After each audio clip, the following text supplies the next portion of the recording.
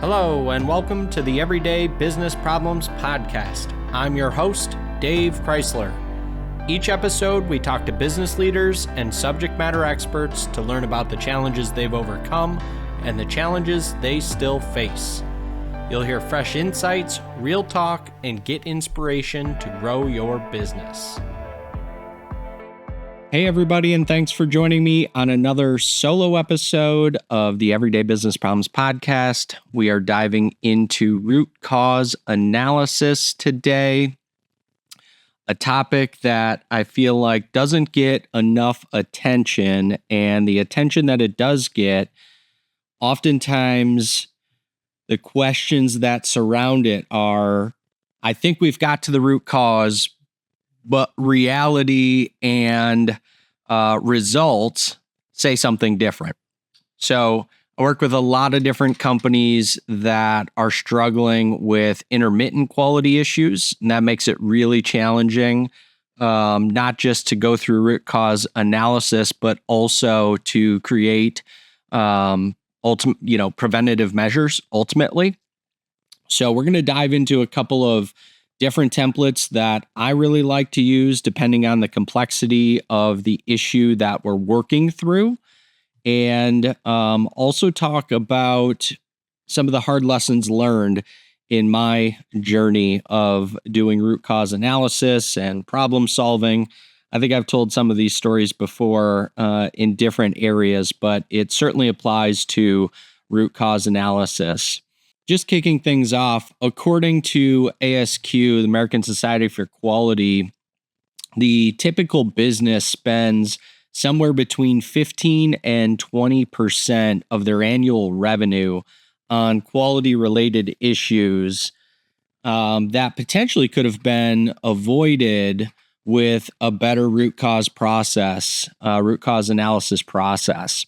So it's a pretty staggering amount of money that businesses are spending on any given annual basis for this stuff. When it comes to root cause templates and tools, there's obviously a ton of them. I like to stick towards the simplistic, right? Because I always feel like it gives us the best value for the investment. So I want to talk about a couple of different ones that I've used in my past. But at the core, no matter which root cause analysis template you use, the whole point is to document the problem, unpack, the contributing factors to that, ultimately trying to identify and key in on what the singular root cause is, and then coming out of that, creating and implementing both corrective and preventative measures. So I see kind of conflicting information and confusion around corrective and preventative measures. So I'll kind of dive into that first before we talk about some templates. The biggest thing to be thinking about in terms of what's the difference is that corrective actions are, what do we need to do immediately to get this thing resolved, right? That could be client or customer facing. It could be something internal, depending on where the problem was spotted, depending on the severity and how often this problem, kind of rears its ugly head. But corrective action should be taken immediately to quarantine the product, to, remake the product, to inspect the product, to rework the product. So that's what we want to be thinking about when it comes to corrective action. Preventative action, preventative measures are, what are the things we can do to prevent this thing from recurring, right? So the big lesson around there, and I'll dive into this a bit later, right? But the biggest lesson, the biggest takeaway on the preventative side is oftentimes we think we've created preventative measures, but we fail to test those preventative measures. So, and I'll share a story in a little bit about that. I don't want to get too deep into the corrective versus preventative. So let's kind of shift focus back towards some of my favorite, kind of templates and tools to utilize when it comes to root cause analysis. Kind of my favorite high level document when it comes to, documenting root cause analysis and kind of problems in general is just a corrective action request form. And again, there's a ton of different forms available that you can find online. We have forms, like happy to send you one if you need one. The format, right, and the form doesn't necessarily matter. It's more about the information that you capture. It's more about working the process in terms of, have we documented the problem? Have we, unpacked what the root cause is, so on and so forth, right? The corrective action, if you, kind of Google that, right, lots of companies talk about the corrective action being a external document, and you can certainly utilize it for that. If your, let's say, supplier or somebody in your supply chain has an issue, a lot of companies will use a corrective action request form as part of their more formal QMS or quality management system to document what happened, to document the corrective and preventative measures. So they have a record of that, as it relates to a specific supplier. I used to like them for internal issues because it was a really simple form. It wasn't nearly as complex as like an 8D form, and I'll kind of cover that in a minute. So I used to use them for internal stuff too. Like, there's no hard and fast rules on any of this stuff. And I think that's where a lot of people that give advice, especially, kind of experts, right? You can't see my air quotes, but, experts, they get too tied up into, the specific tool, the specific framework, and kind of, gloss over the concept. And to me, the concept retention, for people internally and on our team and in our organization, that's way more important than kind of like that perfect execution, right? So I'm not always a, textbook kind of guy. I'm a practical experience kind of guy. So that's a form that I really love to utilize both in internal and external kind of circumstances.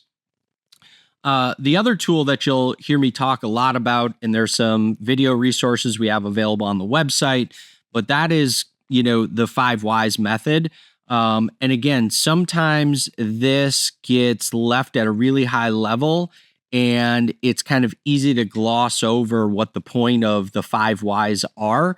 People say like, oh, well, just ask why 5 times, but it's, sometimes it's 3, sometimes it's 7. It's really about trying to unpack, as you say, or as you answer that first why question, why did this happen?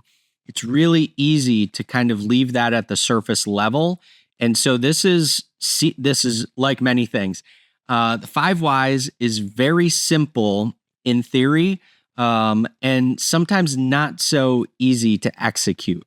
Right? So you have to really dig deep and think through as you're asking these why questions to try to unpack what that underlying root cause is.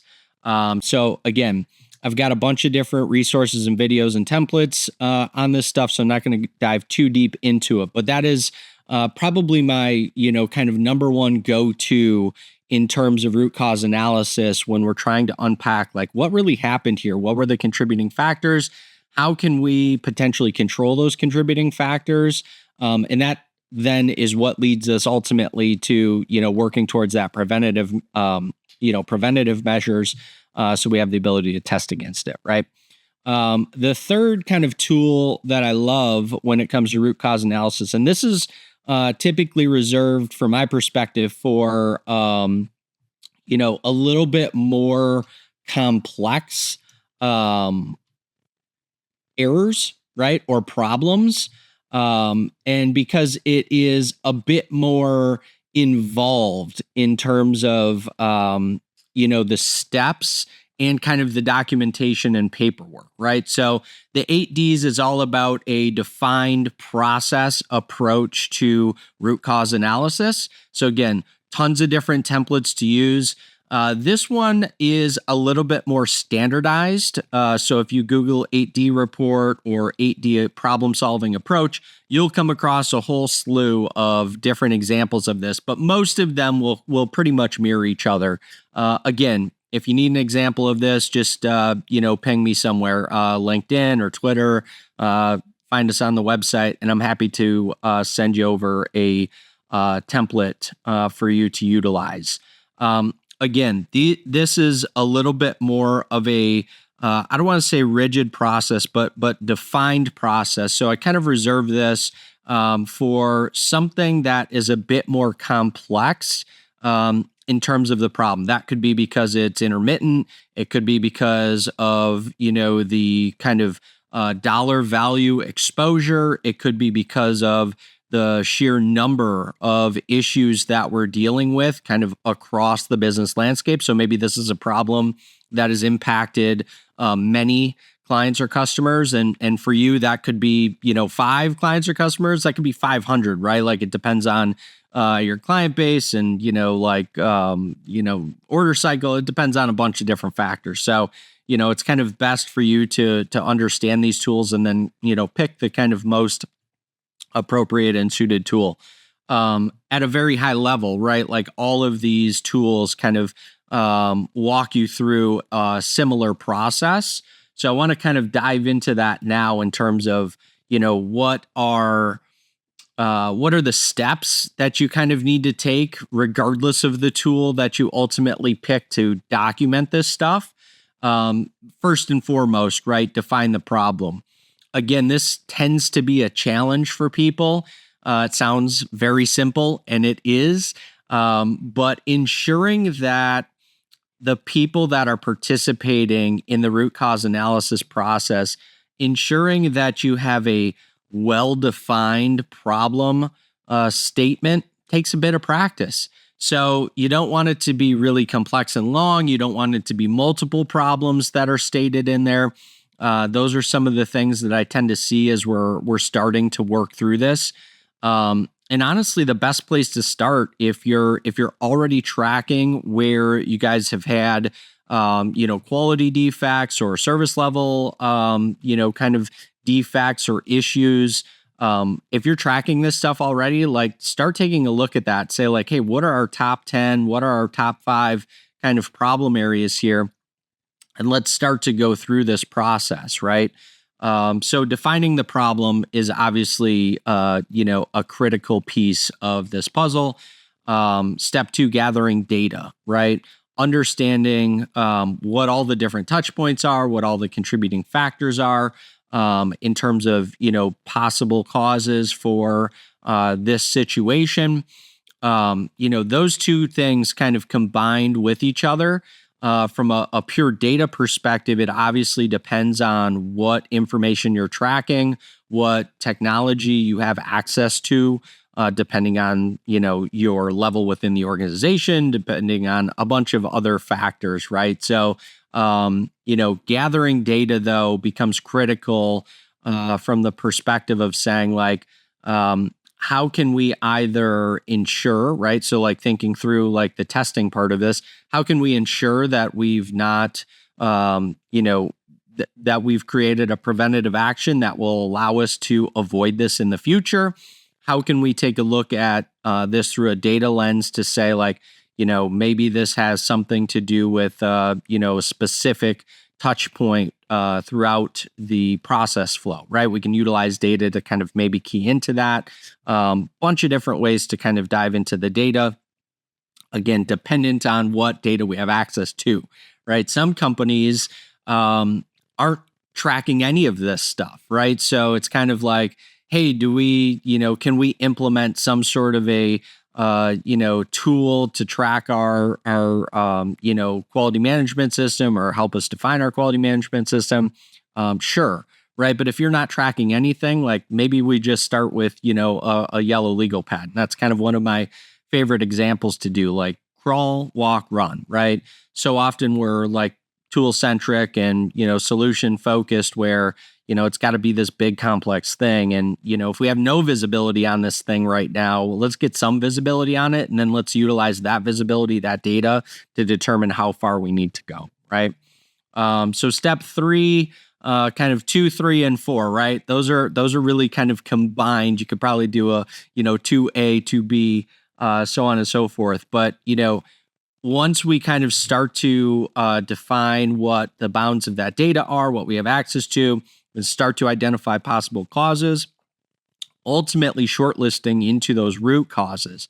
Now, what happens sometimes is that it is not clear what the root cause is. So we kind of go to the next step of saying, like, how do we um, select a potential root cause, establish some preventative measures, and then, kind of review, revise, and repeat, right? Like back to, the foundations framework, right? How do we get that into a loop of improvement to ultimately ensure we have not just selected the actual root cause, but that we have, created some preventative measures that actually solve this problem. So, the story I like to tell about this, and I've written about it. I've told this story in other forums, but it certainly is probably one of the more pivotal lessons I learned when it comes to solving problems, defining root cause, implementing preventative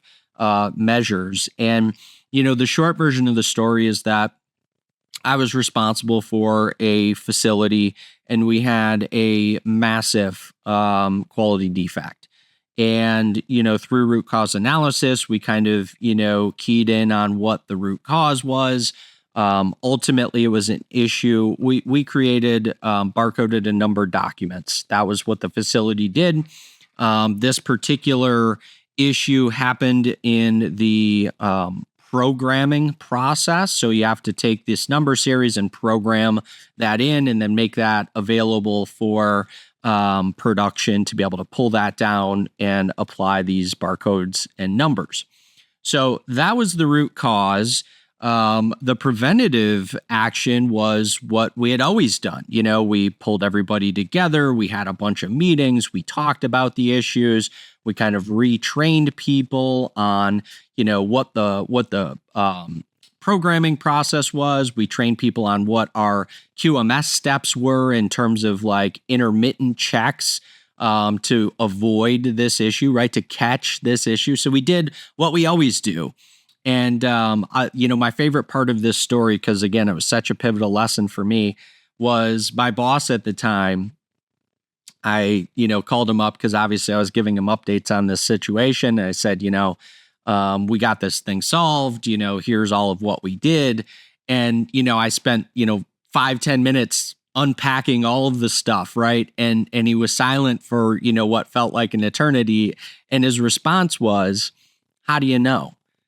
And I was dumbfounded, honestly. Like, I was just like, what do you mean? How do I know? Like, I literally just got done telling you how I know. Why are you asking me? How do I know?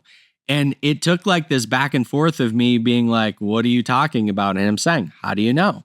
And like, again, I felt like this was like a 10-minute thing, and it probably lasted, 10 seconds. Right. But in my mind, I just had it was like this pivotal moment for me where it was like, oh, I get it. You mean we should like intentionally introduce failure into this to see? And he's like, yeah. He's like, how do you know? Like, how else will you know? He's like, you're literally taking it to chance because you've not tested it. You've not tested your theory on whether or not this preventative measure actually solves a problem. And, sure enough, right, we literally introduced failure. The person that ran our programming department, I made them program in a number series that I knew was wrong, they knew was wrong, to make it to the next step of production and to see if our preventative measures actually stopped the problem, right, from continuing on, ultimately creating a whole nother batch of bad product, so on and so forth, right? What do you know? Not a chance. That thing just went through the rest of production like nobody's business. And it was really interesting in the shop too, because people felt like we were, setting them up to fail. And so it was this really cool moment where we had to have a lot of serious conversation with everybody to say, look, this was a test of the process. This had nothing to do with throwing people under the bus. This had nothing to do with, our kind of inability to catch this. It had everything to do with the fact that we were just fooling ourselves thinking like our processes were bulletproof, and they weren't. So it was just such a great lesson when it comes to, again, problem solving and thinking that we've solved a big, massive problem within our business. But if we don't intentionally introduce failure, we'll never know. And chances are that problem will repeat, right?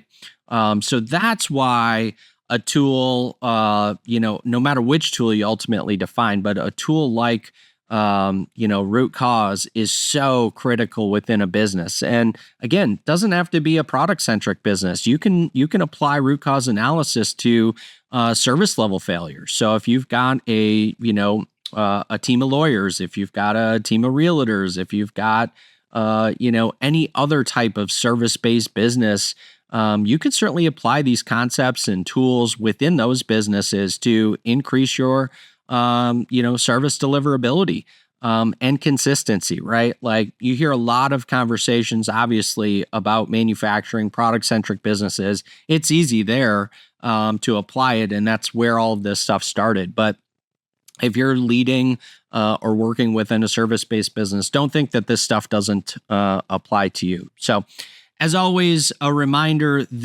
our solo episodes are an extension of our operations newsletter called Business Systems Saturday.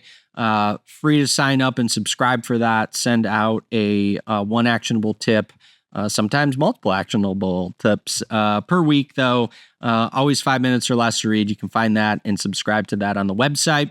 Thanks so much for tuning in, and we'll catch you on the next episode. Thank you so much for listening today.